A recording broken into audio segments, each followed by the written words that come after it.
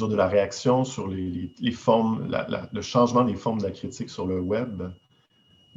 C'est extrêmement riche ce qu'on vient de nous présenter. Est-ce qu'il y a des... Oui, je vois que André Habib a levé la main.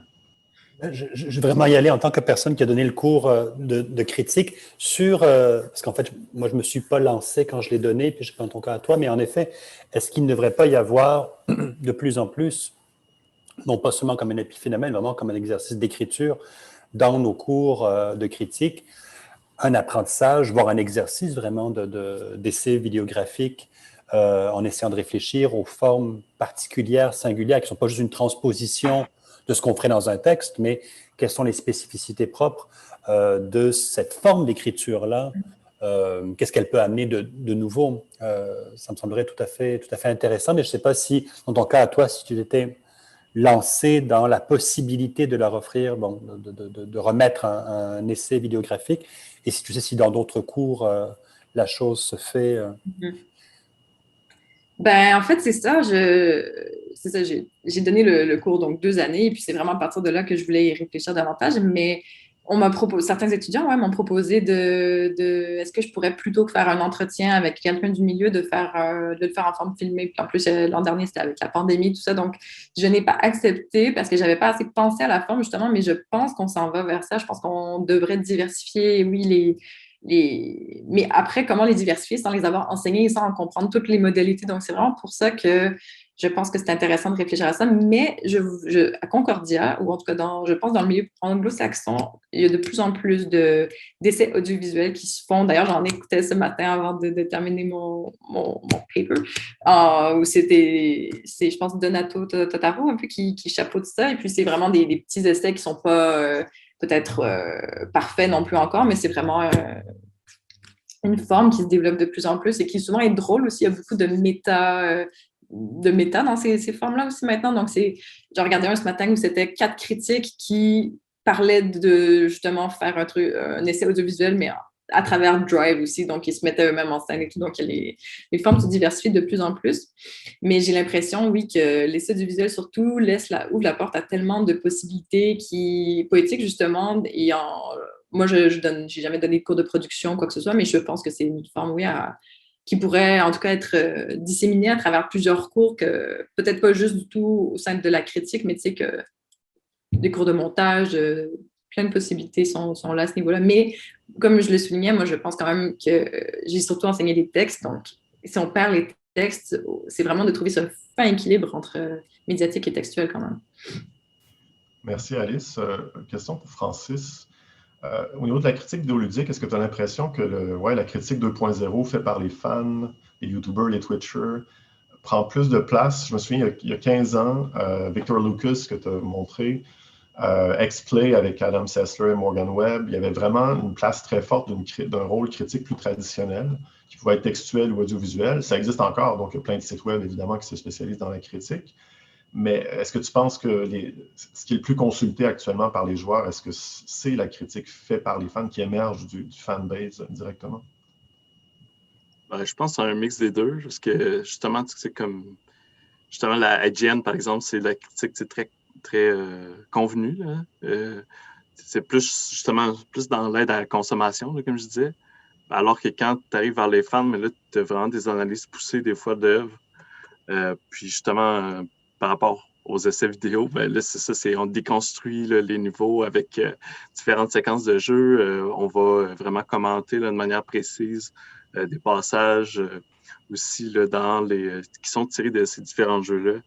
Donc, c'est vraiment un mix des deux. Je sais pas, moi, je sais pas si les joueurs ils vont vraiment tant que ça vers la critique. Mais ça peut-être pour revenir aussi aux idées du premier panel, ben, on est vraiment dans cette idée-là aussi de discussion, justement, avec les vidéos de fans sur YouTube, là, par exemple, ou quand on va dans sur des sites comme Kotaku, tout ça, les sections de commentaires sont remplies là, aussi de personnes qui, justement, donnent leur opinion après celle du journaliste. Donc, c'est un peu des deux, là, j'ai bien l'impression. Ouais, c'est ça, J'ai l'impression que la critique traditionnelle, et on aura l'occasion d'en reparler peut-être avec Antoine lors de la table ronde, En jeu vidéo, la critique traditionnelle a encore une place importante, mais ouais, elle a été un peu détrônée. En fait, elle n'occupe pas la même place sur le piédestal qu'elle avait quand moi j'avais 20 ans, où là, vraiment, on s'abreuvait très directement à la critique, exclusivement. Donc, Jean-Charles qui a levé la main, après, on va donner la parole à François. On t'écoute, Jean-Charles. Oui, merci beaucoup à tous les deux pour vos présentations. Ma question, elle fait un peu le pont avec le panel précédent, parce que dans ce qu'on a décrit, là, j'ai l'impression qu'il y a deux pôles un petit peu. D'un côté, on va dire Karim Debache dans Chroma qui va faire une sorte de démocratisation des savoirs, un petit peu dans la tradition de Bazin presque. Et de l'autre, quelqu'un comme le Nostalgia Critique qui va beaucoup plus être dans ce que tu décrivais, Karl, cette espèce de reaction shot où on le regarde plus pour le voir s'énerver que pour avoir vraiment son analyse de film. Et pour moi, ça se relie aussi avec ce qui était évoqué précédemment, le côté relatable de la culture web, qui ferme un petit peu le dialogue en même temps, parce qu'on relate ou on relate pas, mais l'absence comme ça de structure derrière fait que pour moi, le dialogue est difficile là-dedans. Donc, je voulais savoir si, pour vous, justement, l'avenue qui serait intéressante d'explorer, que ce soit dans la pratique ou dans l'enseignement, ce serait un peu la synthèse de ces deux positions et de voir justement comment maintenir un discours intelligible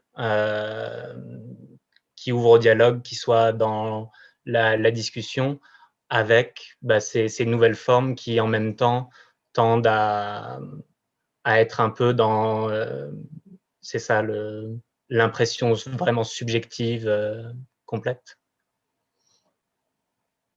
Vas-y, Francis. Est-ce que Francis veut y aller en premier? Bonne question. Alice, est-ce que tu veux commencer? Ben oui, je trouve que tu l'as vraiment bien,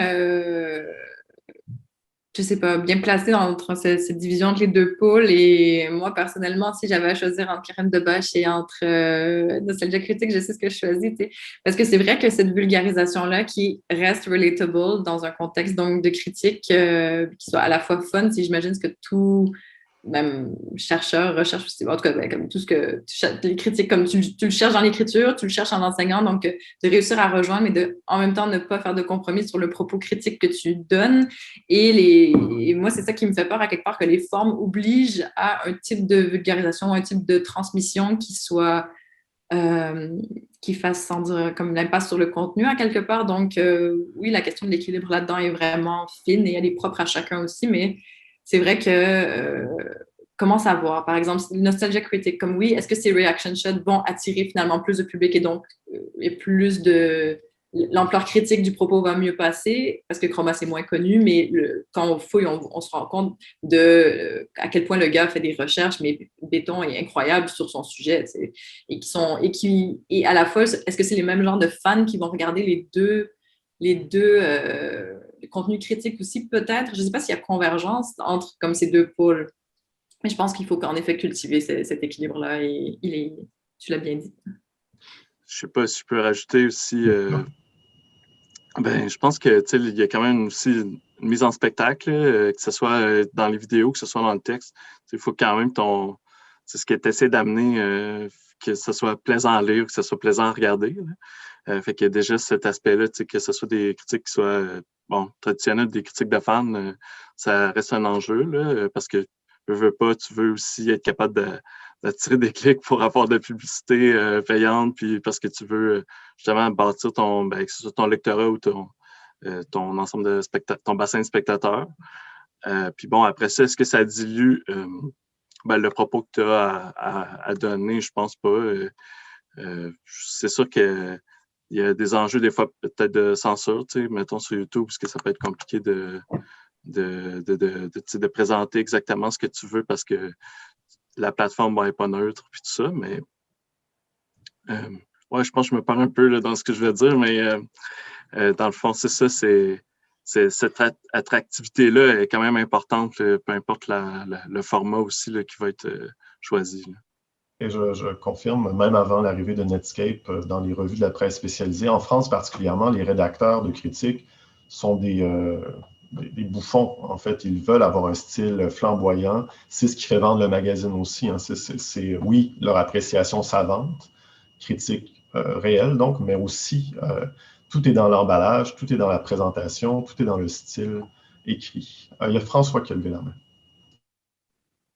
Oui, j'essaie de réfléchir là, en même temps à ce qui a été dit dans le panel un peu plus tôt, puis peut-être que je vais m'égarer, là, vous m'excuserez d'avance, mais j'essaie de réfléchir à ce qu'on a placé en termes d'un certain manque affectif dans la critique, disons, plus traditionnelle, puis j'entends dans ma tête surtout journalistique versus la critique, à mon sens, de revues culturelles, que ce soit 24 images ou Spirale, qui laisse, que ce soit papier ou web d'ailleurs, laisse quand même cette place-là à l'engagement individuel ou à la marque de l'engagement affectif du critique, pareillement pour le web et les formes dont Alice vient de parler, par exemple. Et je me demande s'il y a une façon de réconcilier ce manque-là affectif peut-être dans la critique journalistique, s'il n'y a pas ce problème-là. Puis là, je sais que j'essaie de retourner à une forme qui n'est pas le sujet de la journée d'études, mais est-ce qu'il n'y a pas quelque chose dans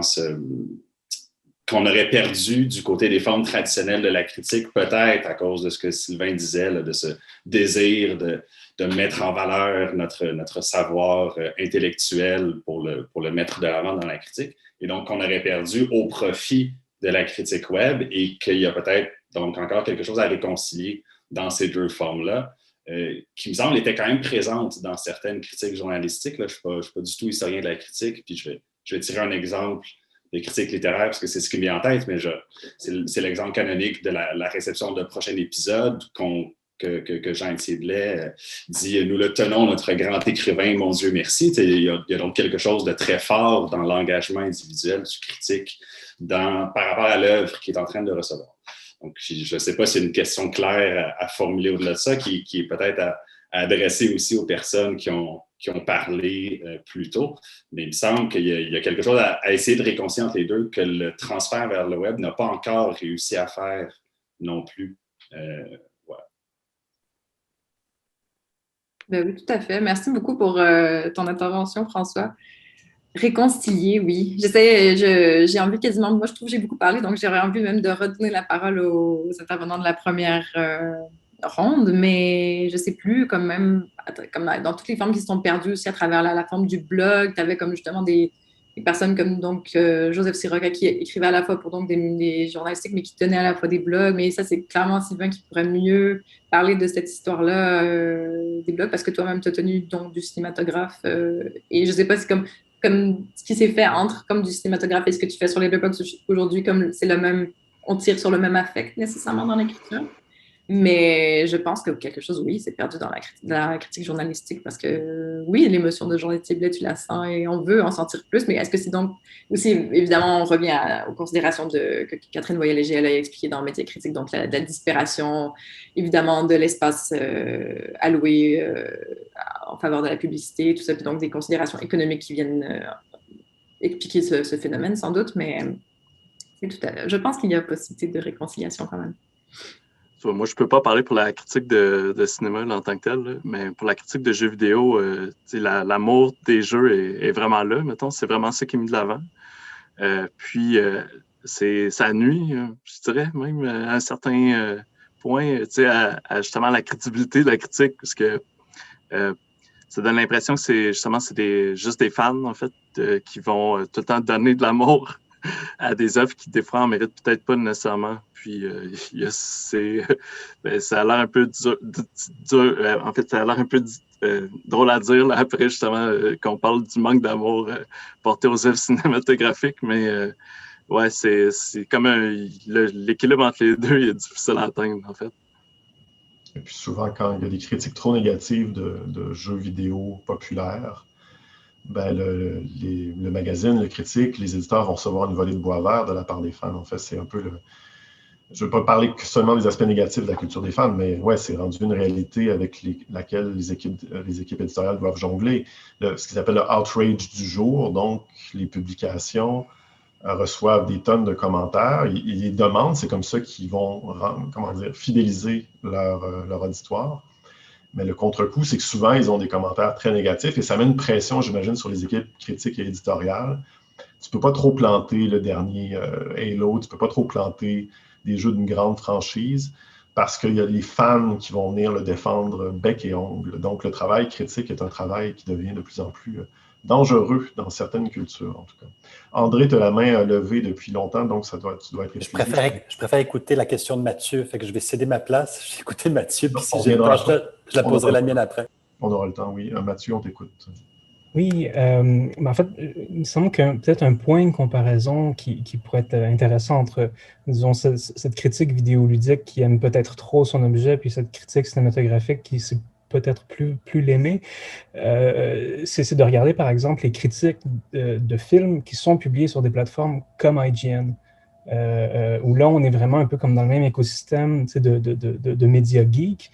Puis ce que vous venez d'évoquer, là, Carl et Francis, par rapport aux critiques vidéoludiques sur ce genre de plateforme, rentrent complètement, s'alignent complètement aussi à leur critique cinématographique, où est-ce que c'est interdit pour eux, par exemple, de taper sur le dernier Avengers ou le dernier Star Wars, parce que, essentiellement, je veux dire, leur public cible, c'est des fans de ces franchises-là, puis que s'ils se mettent à dire, tu sais, le dernier, je sais pas, le dernier Marvel, c'était pas super, ben ils s'aliènent nécessairement une grande partie de leur lectorat.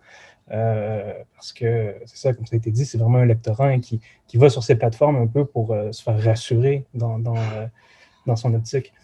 J'avais une deuxième partie de mon intervention, ce serait en fait une question à Alice plus particulièrement. Je me demandais, est-ce que tu conçois une forme de... Est-ce que pour toi, il y a une forme de relation dialogique entre, disons, d'une part, ce qui s'est passé là, dans les 15-20 dernières années au niveau des essais vidéo, et de l'autre côté, ce qu'on voit de plus en plus comme une forme de cinéma étendu. Quand je pense par exemple à Ne croyez surtout pas que je hurle, qui est bon, c'est un film, mais en quelque sorte, il y a un grand exercice critique là, en amont de ça. Puis ce qu'on retrouve comme fibre affective, là, à la base de la démarche de Franck Beauvais, elle est très, très semblable à ce qu'on retrouve dans la fibre affective des critiques de cinéma qui écrivent dans un paquet de revues culturelles. Puis ou ce qu'on voit aussi avec le super travail là, de Zoom Out, là, qui est un peu comme une suite aussi à tout ça. Non, tout à fait. Je pense vraiment qu'il y a des liens qui se font, qui ne sont pas tout à fait nommés encore. Justement, c'est comme des espèces de liens conscients, peut-être d'un intérêt collectif qui se porte vers les étendues du cinéma élargi, ses possibilités et les formes qui les suivent et qui les déterminent. Parce que, ouais, j'avais pas pensé à ce parallèle, mais tu as raison que Ne croyez pas que je hurle est tout à fait un film qui pourrait s'apparenter à la forme de l'essai audiovisuel à quelque part, en tout cas, ou qui s'en inspire. Clairement, je ne sais pas si Franck Beauvais a fait des essais audiovisuels, par contre, mais ça m'étonnerait aucunement, d'ailleurs. Mais il y a une tradition qui se joue là, tout à fait, qui est cinéphile, qui est critique, qui est mélancolique aussi, bien sûr. Et oui, moi, je connais peu comme le cinéma élargi non plus comme terrain d'exploration, on va dire, mais ça m'apparaît tout à fait valide ce que tu dis. Puis oui, Zoom Out se situe dans cette tradition-là qui est encore... André pourrait mieux parler de, comment dire, pas de la mission de Zoom Out, mais comme d'espèce d'instant capté, parce que c'est pas purement des essais audiovisuels non plus, Zoom Out, ce qui se passe, c'est des instants cinéphiliques aussi, c'est ça, mais qui sont en même temps expliqués, donc qui dépassent la fulgurance, tu sais. Donc, mais oui, clairement, je pense que comme la même fibre traverse ces choses-là. Merci beaucoup, Alice. Avant qu'on donne la parole à André, je vais juste noter que Jean-Charles a ajouté quelques commentaires pertinents pour ceux qui seraient intéressés dans le chat qui complètent les discussions qu'on a. On t'écoute, André. Oui. Je ne parlerai pas de Zoom Out, mais oui, je suis d'accord avec ce que vous avez dit. Puis je suis d'accord aussi avec le fait qu'en effet, Ne croyez pas que je hurle est un des plus grands essais audiovisuels des dernières années, mais c'est aussi un film qui est contemporain de Karagarga, d'essais de téléchargement et de la circulation. Ce n'est pas pour rien que ce gars-là a créé La Loupe, qui est aussi, on pourrait en parler, peut-être que Simon, s'il avait été ici, il aurait pu nous en parler, qui est une extraordinaire institution cinéphilique sur Facebook. Donc, moi, ma question, elle est vraiment assez brève. Elle a même presque un titre. On pourrait après ça le mime et l'autre. Je me suis posé la question en vous écoutant, puis écoutant ce que tu disais, Alice, qu'au fond, est-ce qu'il n'y a pas un truc qui manque dans cette tentative de parler de moi, du jeu, d'être dans ces communautés de reconnaissance, communautés d'intelligibilité partagée. Ce qui manque un peu et qu'on a à la lecture, on dit les trois grands, à la lecture d'un Bazin, d'un Danet, même d'un Cavell à la limite, ce rapport à l'altérité dans lequel on se reconnaît, mais qui nous dépasse un peu. Tu sais, il y a quelque chose qui... Il faut quand même faire un petit effort là, pour rentrer dans Danet, pour rentrer dans un texte de Bazin, pour rentrer dans un texte de Cavell, dans les textes de Pauline Kael, dans Sontag, et qui à la fois affine notre sensibilité et qui ne cherche pas à nous réconforter nécessairement, mais nous aide à façonner notre sensibilité. Peut-être qu'il y a un risque, en effet, et je ne suis pas contre ni les mimes, ni les interventions sur Letterboxd, au contraire, mais est-ce qu'il n'y a pas un risque, à terme, de perdre ce rapport à l'altérité? Ce que j'appelle altérité, mais qui n'est pas juste de l'autre radical, mais quelque chose qui nous force à nous élever un petit peu, pas élever au sens un truc aristocratique du terme ou élitiste du terme, mais qui nous amène à nous disjoindre un peu de nos certitudes et de ce qui est trop familier, ce qui est trop habituel. N'y a-t-il pas ça aussi qui fait partie de notre pédagogie, à la fois comme critique, prof d'université, de dire oui, c'est super Letterboxd, c'est super les mimes, tout ça, mais en parallèle de ça, il faut aussi apprendre à lire Shakespeare, ou je ne sais pas trop quoi, et à lire Danet et Bazin, parce que puis je peux en parler pour toi, Sylvain, je peux en parler pour toi, Alice, je peux en parler pour toi, Antoine. C'est aussi des textes qui ont été essentiels pour façonner votre sensibilité. Voilà. Donc, c'est de réhabiliter par la bande les grands auteurs, un peu comme tu l'as fait, Alice, et les grandes autrices. Fais Antoine. Ton micro est-il ouvert? Oui, merci. Au fond, on parle de ça, de toutes ces formes de critique, mais je pense qu'elles n'existent pas non plus en même temps dans une cinéphilie. Puis c'est-à-dire que le choc du relatable, au fond, est très important pour des gens qui peut-être n'ont jamais découvert, des gens qui, comme eux, aimaient le cinéma, qui peut-être se sentent esselés, qui tombent, je ne sais pas moi, un soir sur un film de Christopher Nolan et découvrent que ça a changé leur vie, etc. Puis d'un coup, se retrouvent sur un forum et voient quelqu'un qui, comme eux, décrit ce sentiment-là aussi. Et, comme tu dis, effectivement, Cavell et Pauline Kael, tout ça, mais ça m'a pris quand même moi-même du temps à rentrer dans Cavell ou dans Pauline Kael, ou même, c'est-à-dire saisir, comprendre ce que voulait dire Bazin, et qu'au fond, pour moi, le premier geste de cinéphilie, c'est de retrouver quelqu'un avec qui je pouvais en parler. C'est de voir, voilà quelqu'un qui lui aussi s'émeut comme moi devant le cinéma. Et je pense qu'il y a cette évolution aussi dans une cinéphilie à prendre en compte. Puis évidemment, je veux dire, c'est un risque, effectivement, on encourt de voir Cavell ou Pauline Kael peut-être prendre le bar. Mais je pense qu'il ne faut pas sous-estimer ce passage-là pour un jeune de 15-16 ans qui doit d'abord découvrir quelqu'un d'autre qui, comme lui, aime le cinéma. Merci beaucoup, Antoine. Effectivement, je pense que ça fait le pont entre les différents phénomènes qu'on a présentés, c'est-à-dire que la culture de la réaction Web 2.0 repose exactement sur ça, sur créer une espèce de communauté autour d'un moment cinéphilique ou n'importe quelle autre pratique médiatique.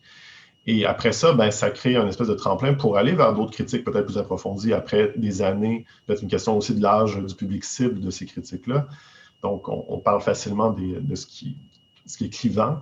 Mais il y a peut-être vraiment matière à penser la chose comme une espèce de continuité de pratiques cinéphiliques qui passe d'une critique de la réaction à une critique un peu plus intellectuelle. Je ne sais pas si Alice ou Francis voulaient rajouter quelque chose. On peut prendre encore 2-3 minutes si vous voulez avoir le mot de la fin. Moi, ça me va. J'ai demandé à Mathieu s'il avait encore une question parce que ça m'a été levé, mais peut-être que c'était le reste.